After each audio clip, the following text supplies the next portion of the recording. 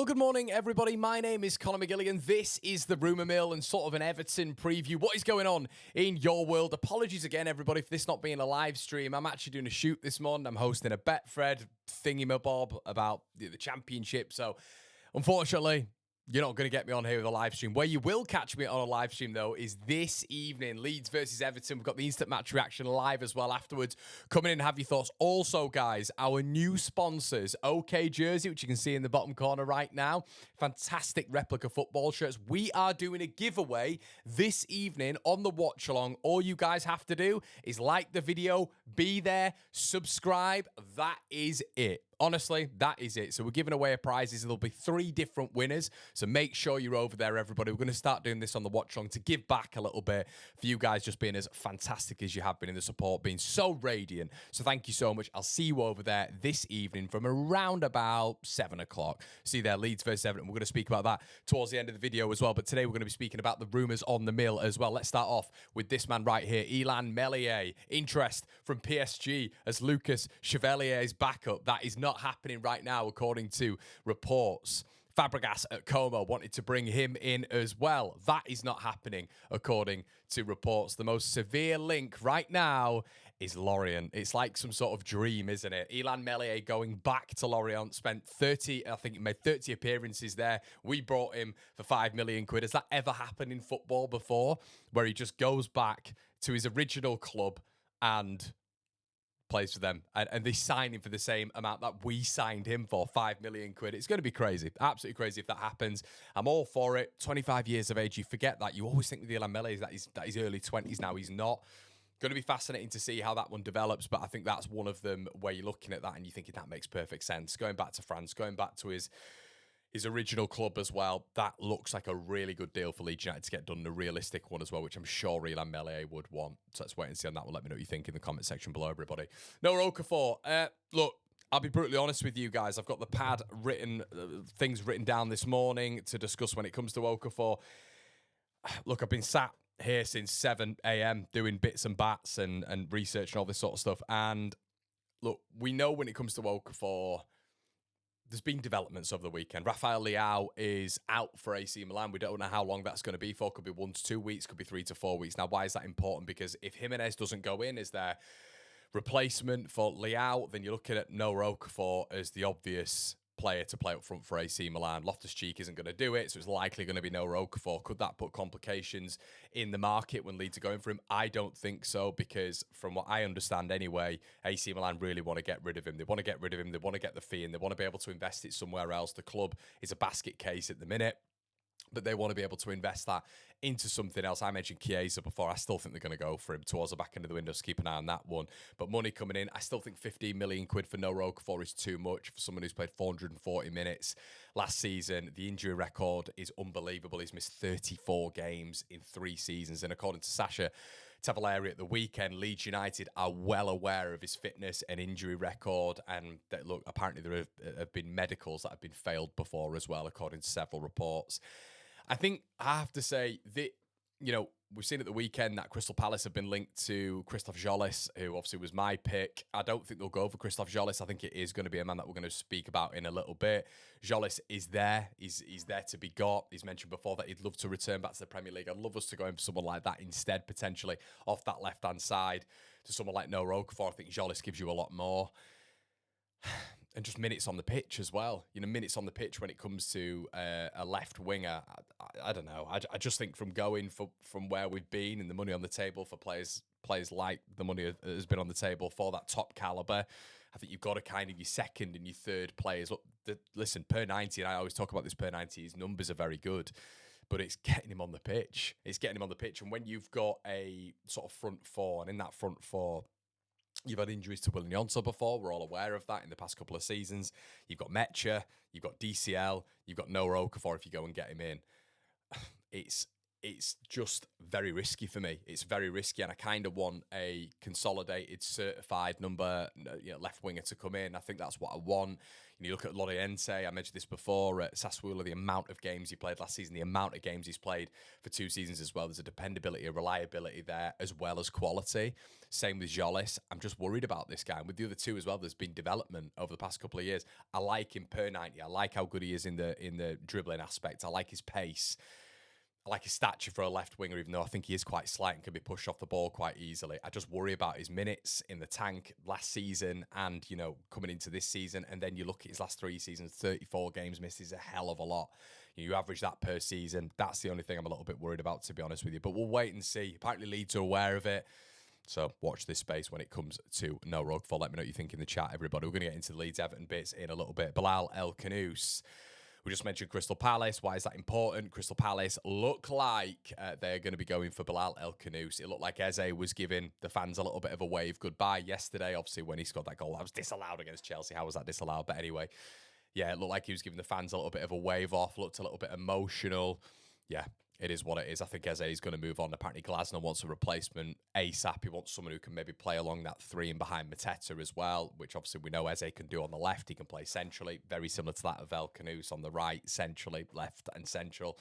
And his numbers are very good. So I'd love us to go out and get El Khannouss. I think there still needs to be that statement signing. It has to come at some stage. El Khannouss will be one of those, I think. I still think we need another number 9. One to keep an eye on is, it's not a consolidated link, but from what I've been told, there's a bit of interest in Isaac Price as well at West Bromwich Albion. Keep an eye on that one. But overall, when it's Bilal El Khannouss, I'd go out and absolutely break the bank for him. I'd break the bank for him, and I think at some stage Leeds have got to do that in the attacking third. Okafor as a comparison, obviously they're not the same player, but in terms of profile of a player and bringing him in, I'm just not sure. I'm just not sure. But El Khannouss, I'm 100% sure on that, and I think he really connects our front line. So I have to wait and see on that one. We've spoken about this guy as well over the weekend. Now he's getting a lot of flack, and I think, look, there's been a lot of injuries when it comes to James Justin, of course, over the past 3 or 4 years. I mentioned him being quite reliable, and I think as a backup option, he is quite reliable. Overall, I think he's, once again, we've mentioned before, I think as a Premier League player, he comes in, he's not going to be playing a lot, but he's a decent athlete. I think that works. But he suffered an injury over the weekend, which is slightly problematic. Again, these injuries are just becoming a bit of an issue for Leeds United, aren't they, in terms of players coming in and just injury records. But James Justin, yeah, look, I like it, but if he suffered an injury, reports are suggesting this weekend that Leeds will be looking at alternatives. It's not ideal, but we've got around about 2 weeks left in the market right now. There's got to be several replacements that we're looking at when it comes to backup fullbacks. That's unequivocally clear. And when we start speaking about what we're going to be speaking about in a second, this is when it becomes a little bit obvious as to why Leeds need to be looking at replacements for the fullbacks. I think we're all quite aware of that. Guys, as well with BetMate, our new sponsors, make sure you're checking them out. The game week pot this weekend was absolutely fantastic. I was near the top for the 650 quid win. Basically, what you do is you pick 7 different players every single week on a fantasy build-up, and you go into a pot. You pay to get into the pot, 3 quid. I think it's like there's one at like £1.50, 5 quid, £10. I entered the £10 one. The prize money was around about 650 quid. I was very close to winning it, believe it or not. I had a good week this week. So make sure you check that out. It's really interactive, really good as well. There's bonus bits in and around there. Link in the description below. And we've mentioned OK Jersey before. Everybody there, the new sponsor of the channel as well. Replica football kits. We will be giving away 3 tonight to 3 different people. Make sure you're there for the watch along, but check out the replica shirts anyway. They're about 15 quid. I've got about 10 coming and they're really decent as well. So get yourself a Leeds one, get yourself an Inter Milan one, whatever you want to do. Link in the description below. We're sponsored as well by Shop G&O. Fantastic. Better rates than Amazon, eBay and Vintage. You all know it. They're season-long sponsors, everybody. And they're absolute gems in the Leeds United community, listing more Leeds United bits on there, more sporting bits on there as well, and you can list your shop on there for cheaper rates than where you're listing it online now. You might as well do that, everybody. Okay, so let's get into the Everton game, shall we, everybody? We're going to speak about this just in a second anyway. But yeah, we'll have a quick look at this. This is how I think Leeds are going to start up tonight, and you'll see a big sort of maybe red flag to a few of you.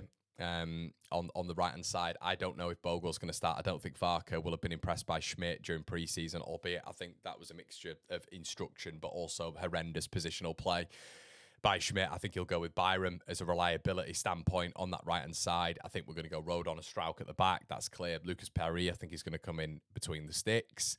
Goodmanson at the back. I think Ampadu, Tanaka, Stack have got a huge game. Dewsbury Hall, Iliman Ndiaye, Jack Grealish inverting as well. That is going to be a massive task for those three in there. But I'm excited to see how they match up because I think that three is a very, very good front, a very good three. And obviously, look at Rodon, you look at Strauch.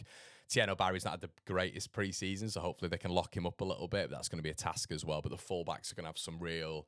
It's going to be interesting to see that three. Maybe you'll get Grealish coming on, and you'll get someone else being in that three and behind. But the big thing for them as well for this game, similar to us with Jacobiel, they've got Jared Branthwaite out for 6 weeks, which is massive. But going forward is going to be fascinating. Leeds have sort of struggled a little bit to get any rhythm and momentum going forward, in my opinion, against the better teams. So I think Metro will start. I think James will be on that right and Nonto on the left. I don't want Peru to be starting. Me and Mike have had chats about this, and no matter, we need to separate Peru. There's a championship player there who's done really well and is proven in the championship, of course.